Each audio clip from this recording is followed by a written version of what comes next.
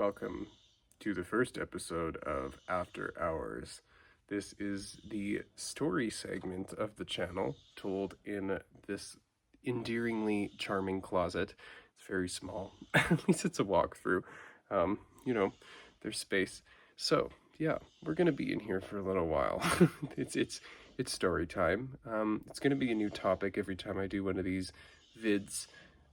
So yeah, thinking it's gonna be random every time I upload, so be sure to keep an eye out. Anyway, without further ado, let's get into the first story of the first episode. The first wedding I ever attended was my dad's second, actually. He was marrying my then stepmother at the time, Becky. She was American, from Spokane, Washington. She raised both of her kids there, Haley and Brandon, obviously my then stepbrother and stepsister. And yeah, we were all pretty close, pretty tight. Haley and I initially did not get along. We were constantly arguing, constantly throwing opinions, just at each other's throats type thing. And then her son, Brandon, who'd become my stepbrother, it took a little while for us to bond, but when we finally did come together, it was we were solid. It was like having the brother I never had type thing. And they stayed behind in the US for a few years after Becky moved up here, because she had just married my father. And so until they had moved up, it was us going down to the States, you know, pretty frequently to go and see them on these 9 to 10 hour road trips through the mountains, to Montana, to Washington. It was beautiful. I wouldn't change it for anything. But really, a lot of really long drives. Sometimes to Idaho, sometimes to, like I said, to Washington, sometimes just to Montana. But always really scenic, always very long. Yeah, we had this game that we would play on the long trips called the letter game, and we would go through, a letter in the alphabet, and each of one of us in the car would try to come up with one word for each letter, and the first person to fail would have to come up with the next letter, so on, and we would go through all 26 letters, and it was just the road trip ritual. And it actually reminds me, when Tristan had to go train some people up in Fort McMurray, like all the way up in northern Alberta. It's so far up north. Him and I played the letter game. I sort of rekindled that ritual, years later. I'm like, here, let's play this game that, my family and I used to play on the road all the time to pass the time. So that was funny, to sort of have that around today. And yeah, there's something about those long arduous treks in the back of a car, and like you stop for coffee every few hours, or maybe that crappy gas station hot dog, or that the really greasy burger, just to keep yourself from passing out. And it's it's the experience that we all have on a long road trip, or falling asleep and being carried into the hotel or carried into your room. And yeah, it's just those little things, that sometimes we all forget about. Anyway, a few months after Becky moved up here, she started a travel agency with one of her friends, Carla. I had only met her like a few. This is Carla. I'd only met Carla like a few times, before they decided to do this whole thing. So, I wasn't any the wiser. Who cares? Wasn't my decision to make type thing. So yeah, eventually Carla ended up backing out of the travel agency and ended up screwing Becky over, and out of a bunch of money. And the next year, like literally the very next year, the business ended up shutting down. It just couldn't perform anymore, and it just sort of folded, and that was the end of that. So after that, kind of sputtered out and failed. She pivoted to sort of like a crafting company, like airbrushing and painting and calligraphy, kind of the stuff I was talking about, like I used to do in high school earlier. And she had a decent living on that for a while. but that sort of just became too expensive to maintain. Just the selling her work on through trade shows or online. It was just too little of a traffic flow just to be sustainable. So there was yet another thing that sort of went, fizzled out. And I guess this next part is like a symptom of lifestyle thing. From her travel agent days, she was very used to these big extravagant trips and vacations, spending a lot of money. It's the whole family or we're not doing it at all type thing. And my dad never really, you know, he always found it to be pretty contentious. He was never a fan of her excessive spending, always considered it overtly wasteful. And time again, that good old financial conversation, that good old ball and chain would come around and come around and come around. And despite his best efforts, it was just, a consistent cycle of debt fury and hollow apologies. And so she just, at every step of the way, she seemed hell bent on not understanding or choosing not to understand the situation. I don't think you understand the gravity of the situation, type thing. It was a very stressful situation, very harmful in a lot of ways for all of us. Because we were all dealing with it. We were all in the same boat together, and it was kind of shocking to all of us. Like how can we all be part of the same sinking ship, and yet like all of us are bailing water, and yet there's one person that's either sitting there or bringing the water back in, and it's like it's counterproductive. So yeah, it was about 7 years of that, about trying and failing to get through, um, and eventually his only option was to file for divorce. And who can blame the guy? It was his last possible tool to use. So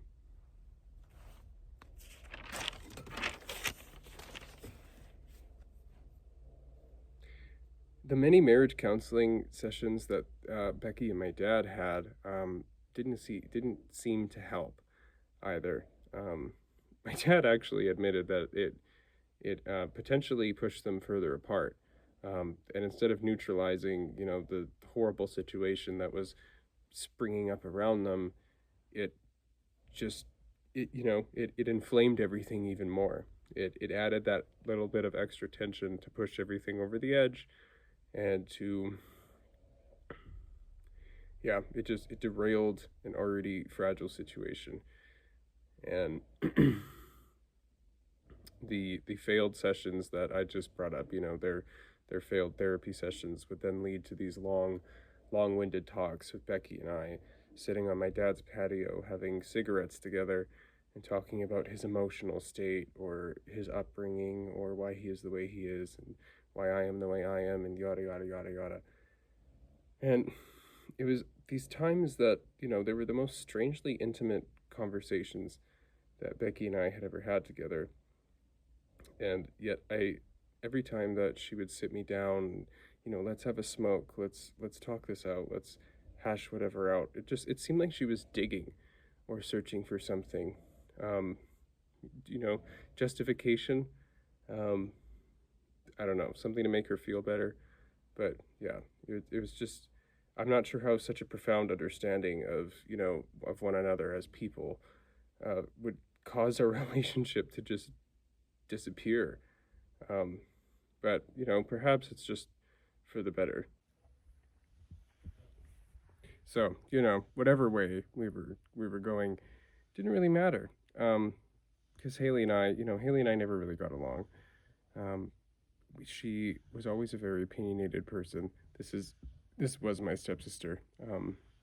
And yeah, most of the time that her and I spoke to each other, it was literally just to argue, to insult each other, to cut each other down whenever we could, to prove each other wrong.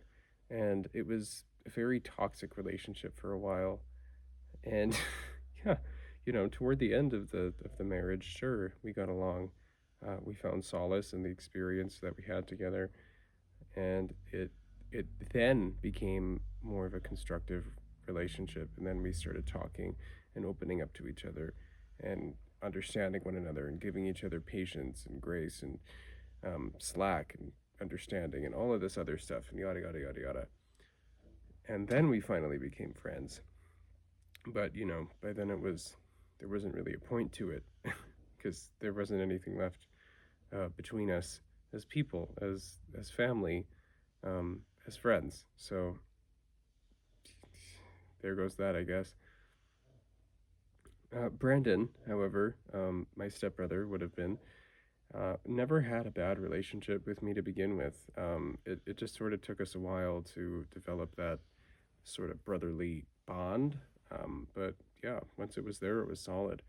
Um, Usually every family gathering that we had, we would be, we'd be seen drinking together, going fishing, tubing, playing games, talking about hunting, going water skiing, talking about sports, playing sports, wrestling, just normal boy stuff.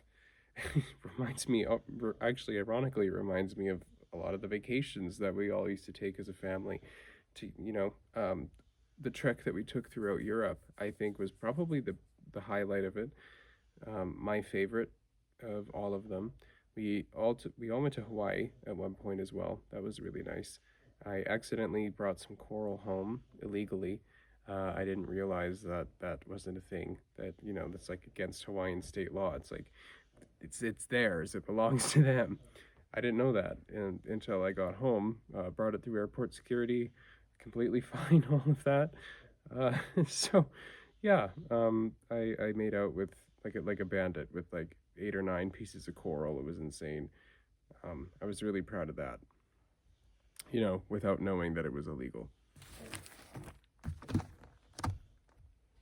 Essentially, all the other trips that we took were to the States.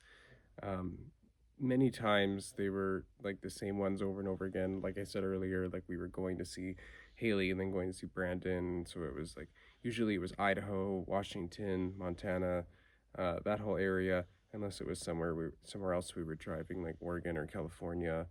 I know when we were in Vegas once, we drove to LA, and that was really nice. That was a really fun drive. That was also when we stopped at one of the gas stations along the highway. I can't remember where it is now, but they had all these different like funky flavors of soda. I think I picked up black coffee and pumpkin pie. Um, Both very interesting flavors. I wouldn't try them again on their own. Maybe if I, pulled up to that gas station again. And also the urinal was like this, like themed, like jungle, like waterfall esque type thing. It was very weird, very over the top, and it was almost like walking into like the Rainforest Cafe, and like one of their bathrooms. It was so extravagant. Um, the rest of that trip was just sort of a trip. I mean, no pun intended. There was this little town that we went through, not that long after leaving Vegas. It had like this casino called Buffalo Bills. I know I watched a video about it. I know that it used to be like a little casino town. It had a few rides as well, but then, COVID happened and came through. I think it's called Primrose or something like that. But yeah, it's in Nevada, and it's like a pile of sticks now. But yeah, it used to be poppin'. Um, Stopped there, had Carl's Jr., and that's when I had Carl's Jr. for my first time, and it was very delicious.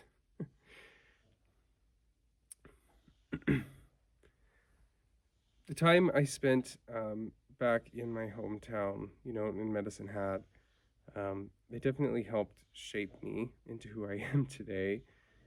It and it wasn't always easy.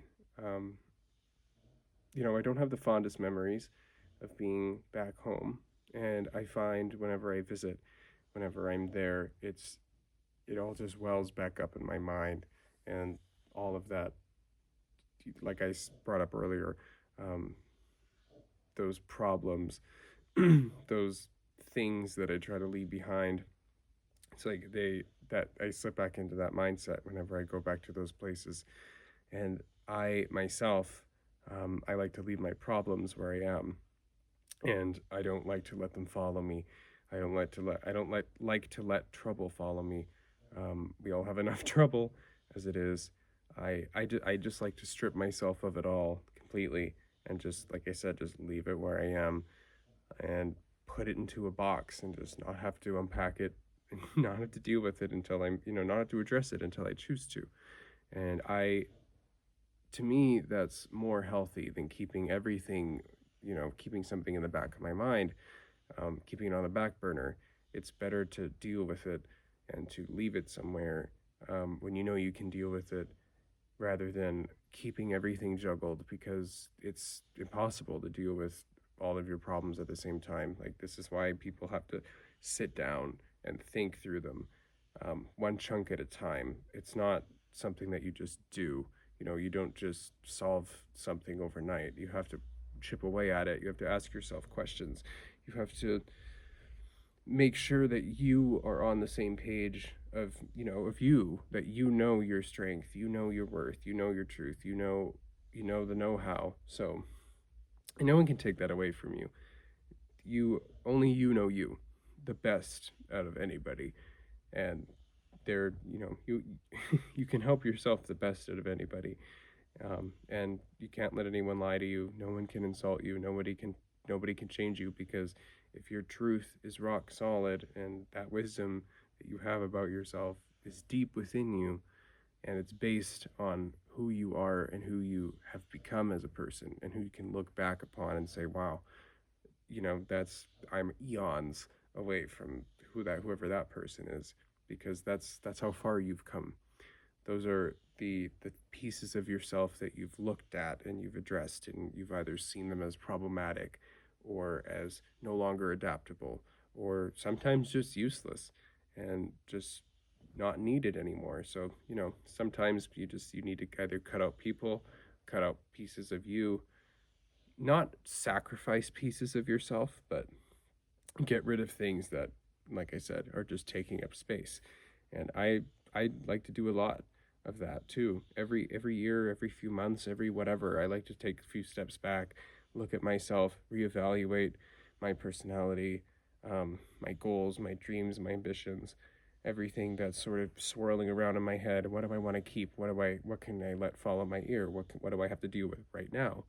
And it's that, not prioritization, but it's that, like, lattice of priorities, knowing I know I just said it's not prioritization, but I guess it's more of like a cycling of them, dealing with the most important things now and dealing with trivial things later on or in my free time.